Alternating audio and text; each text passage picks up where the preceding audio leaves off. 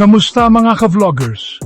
Ako si Tony at narito na naman tayo para sa isang bagong pakikipagsapalaran. Sa pagkakataong ito, pupunta tayo sa isang lugar na nakakakilabot at misteryoso. I-explore natin ang kilalang Barasoain Cemetery. Kilala ito sa kanyang makasaysayang kahalagahan at mga nakakilabot na kwento. Hindi ito para sa mahihina ang loob. Sabi ng mga lokal, pinamumugaran ito ng mga multo. Sinasabi nila na mga kaluluwa ng mga nakalibing dito ay gumagala pa rin sa gabi. Medyo kinakabahan ako, hindi ko itatanggi. Pero excited din akong malaman kung totoo ang mga kwento. Tara na!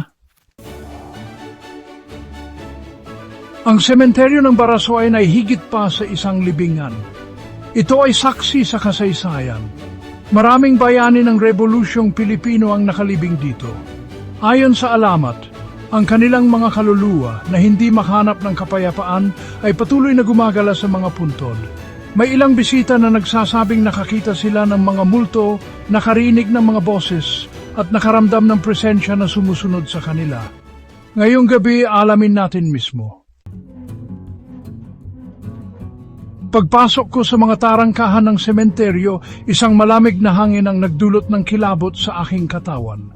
Ang hangin ay tila bumibigat. Parang isang kumot ng kalungkutan ang bumalot sa lugar.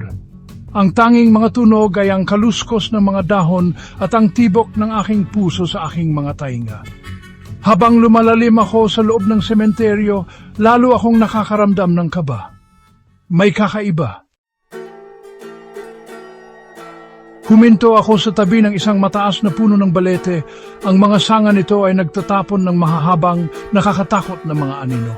Bigla akong narinig ang pagputok ng isang sanga sa likod ko. Mabilis akong lumingon, ang puso ko'y kumakabog. Pero wala namang tao.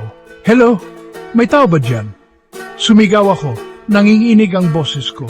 Katahimikan lang ang sumagot sa akin. Sinubukan kong iwaksi ang pakiramdam na may nakatingin sa akin pero hindi ko magawa. May tao, o kung anuman, na-check na nandito kasama ko. Kabanata 5, Mga Bulong sa Hangin. Ipinagpatuloy ko ang aking paggalugad, ang sinag ng aking flashlight ay sumasayaw sa mga lumang lapida. Pagkatapos narinig ko ito, isang mahinang bulong na dala ng hangin.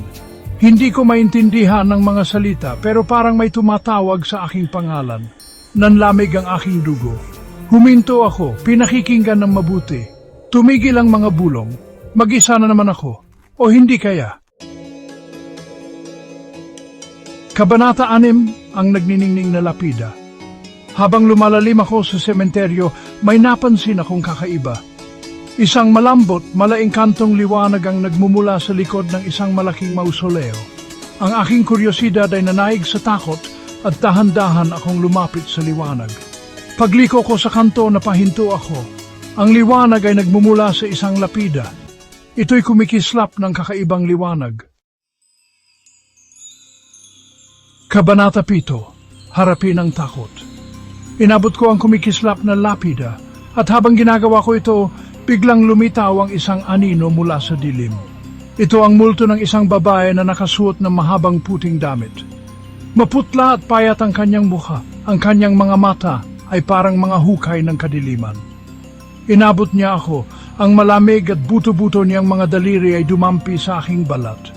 Napasigaw ako, nabitawan ko ang aking flashlight sa takot. Nawala ang anino kasing bilis ng kanyang paglitaw. Kabanata 8, Isang Aral na Natutunan. Ako'y natumba sa takot, nagmamadaling hanapin ang aking flashlight. Mabilis ang tibok ng aking puso, ang aking paghinga ay mababaw at puno ng takot. Pinailawan ko ang paligid, ngunit wala na ang multong babae. Napagtanto ko na may mga lugar na mas mabuting hindi nagambalain. Maaring tayo'y mausisa sa hindi natin alam, ngunit kailangan din nating igalang ang kabanalan ng kabilang buhay. Seksyon 9, Huling Kaisipan. Umalis ako sa sementeryo na nanginginig ang aking kalamnan. Ang karanasang ito ay nagturo sa akin ng mahalagang aral tungkol sa respeto na dapat nating ibigay sa mga yumao. Totoo ang mga espiritu sa sementeryo ng Barasoain. Paalala sila ng kamatayan na hindi katapusan kundi isang paglipat sa ibang mundo.